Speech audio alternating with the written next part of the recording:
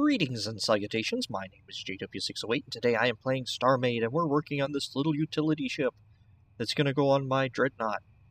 And yes, I think I finally decided it is a dreadnought. I know I've been calling it Dread in the blueprint. I'm going to run a line of stuff there. Do I want to... But anyway, I finally decided I'm officially going to call it a dreadnought. Okay, let's try that. And I shouldn't be hulling this right now because I want to do that later after I decide where everything goes on it. And probably need to work on the interior. Probably needs more thrusters, and it probably needs all types of stuff. Okay. And chambers. Ooh, do I want any chambers on it? That's going to be an interesting question. But first, let's work out whether or not, or how much of mass enhancer it needs. So let's see.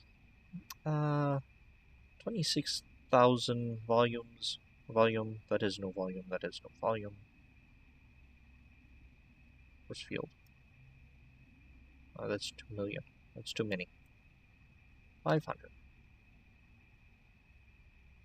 Alright, 500.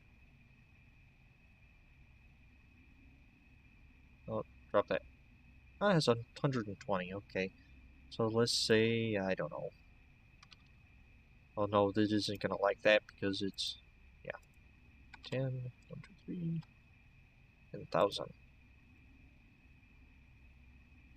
So I can't do math this quickly. That's... that much is 2.6, so... I don't know. 200,000. And to split stacks, I'm just right-clicking. 52. Right-click, and it asks you how much. What was it, 20 grand? 57. And let's right-click. 50 grand. Drop the big stack. That's 70, so let's go 45 grand. And drop to 5,000. Drop to 20,000. Drop 2,000. Drop 500. Oh, drop just 8,000. Just get up. Down. Okay, 61. That's more than enough to try this out. Oh, I also would like to...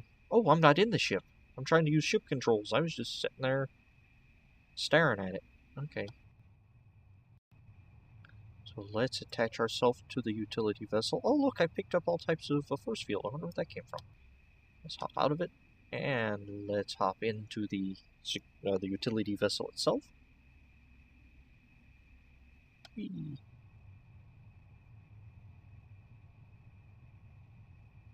Alright, let's go to delete. The delete key brings up the this. This is of dubious quality. Some of the old systems, like the shields, it wouldn't.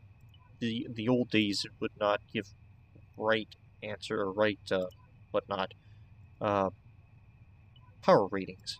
If you're going to weapons, it wouldn't tell you exactly correctly the weapons. But anyway, but you do have some really neat features here, like you can open all doors, close all doors.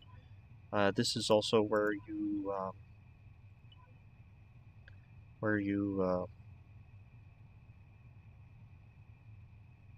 reset rail system collectives.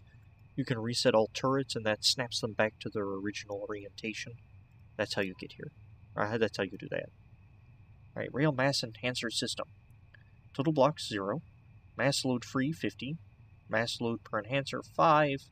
Powered yes. Mass total enhance currently. Let's see.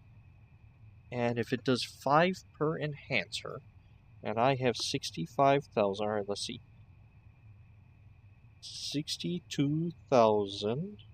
I have a calculator here. Divided by 5 is... I need 12,400 mass enhancers. Although I seem to be moving pretty okay. Now, it's not the speed I'm getting without the cargo container, but it is actually not bad. It'd probably be pretty good for use as a repair ship. And of course, I'm going to move slower. Okay, so let's stop that, and let's just add a few mass enhancers. Oh, okay, it was dead center. That doesn't happen often. I was wondering, why isn't that working? Or why is the symmetry not showing up?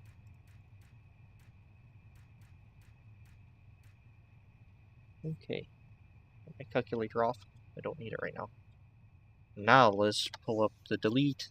Where is it? Mass rail enhancer. 160. I have 22 in two groups. 160 as opposed to, what was it, 50? There we go. That is a bit snappier. And again, it's not overly much, but this is not a combat vessel. This is a utility vessel. So I don't worry about the combat on it.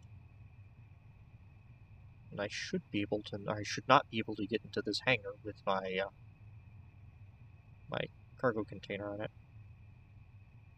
Oh, yep. Probably shouldn't be able to get into this hangar anyway. Huh. Just noticed you have firing mode unfocused. You don't get to focus your astromech beam. Huh. That's interesting. And you can't pull a station, which I kind of figured that, because stations are stationary. Okay. I also probably should have a way to undo the cargo container from the cockpit. So what we're going to do is we're going to grab a inner ship remote. We're going to stick it right here. And it's going to go down and control. If I do that button, does any of the logic show? Well, it doesn't. And we're going to hit that button and bring it back up to this inner ship remote as well. Why are we doing that? Oh, that's a good question. Alright, let me see. Pod on dock. There you go. Okay, so what that has done is given me this pod on no, go away activation module. This pod on dock button. Nope. There we go. And now I can activate it from the hotbars. Notice how it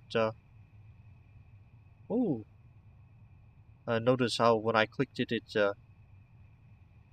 deactivated or dropped me out of the cargo, or it dropped the cargo pod. So when you click it on the hotbar, it fires this. But this is more like an activation block. Let me explain this better this way. This is basically an activation block you can fire from the hotbar of your flight mode. So when you click it, it turns active. You click it again, it turns off.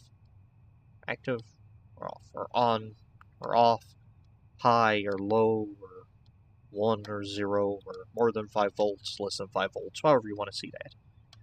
So it's just like the button, or just like the activation module. But the reason I've wired it to a button and backwards, well, first of all, because the button actually does the work I want it to do. See, when it goes high, it fires the button, but that way doesn't turn the button off. See, it sends the high to the button and it activates the button, but deactivating it doesn't deactivate the button. And this is the same way the inner ship remote works. So by attaching the button back to it, the button turns it back off. So every time I click, it will detach the whatever is stocked here. So I don't have to remember, oh no, was this in this state or is it in that state? Click it 7 times just to try to figure out. Now I know it'll always fire that dock right there. Okay. Let's see. So I got that. What else do I want? You know, while I have the logic up, I might as well build a clock. Activation. Let's do activation module there. Let's pull that one out. Oh no.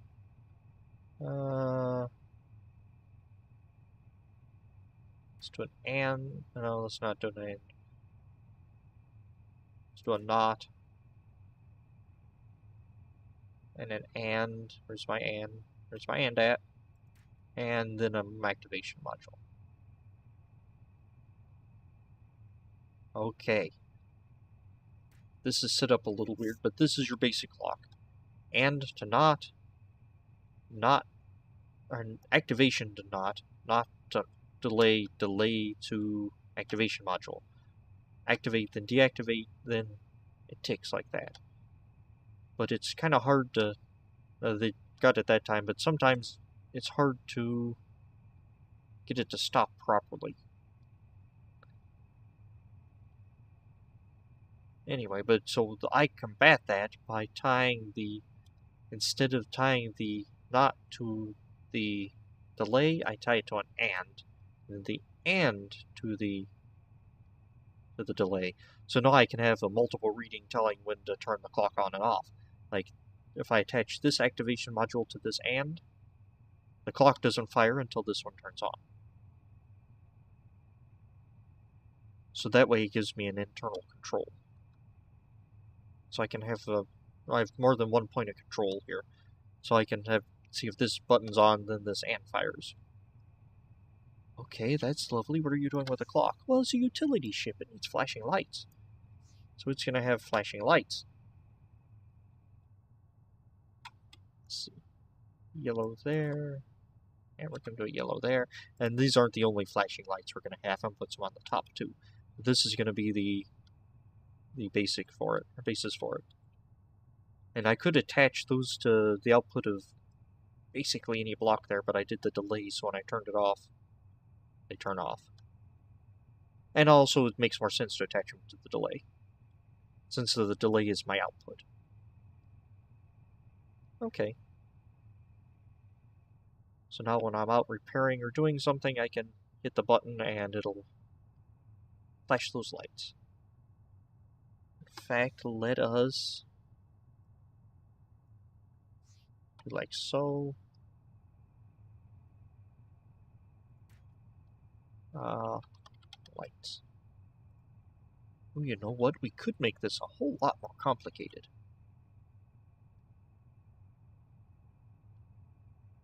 Should we?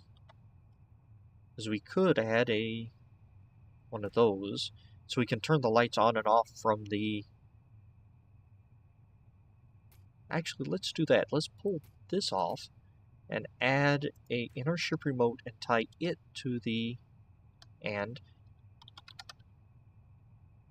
instead of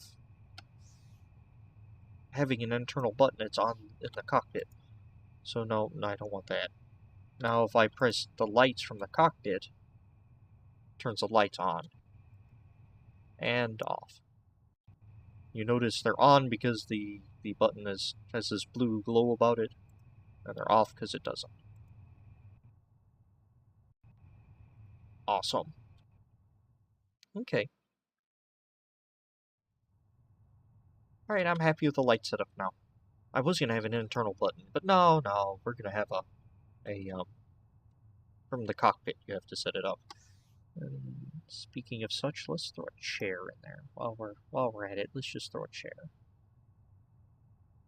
Well, we're going to use brown standard for the chair. I did not want to do that, but I did. By that I mean get rid of the thrusters from my pocket. There we go. Now the pilot has somewhere to sit. That's not a bad little utility ship, if I do say so myself. Probably going to have to put it to the test somehow. So let's save it. Util. Yeah, we're going to test it tomorrow and see if and see how it fares. Anywho, I've been JW608. This has been StarMade, and I'll take you cats later.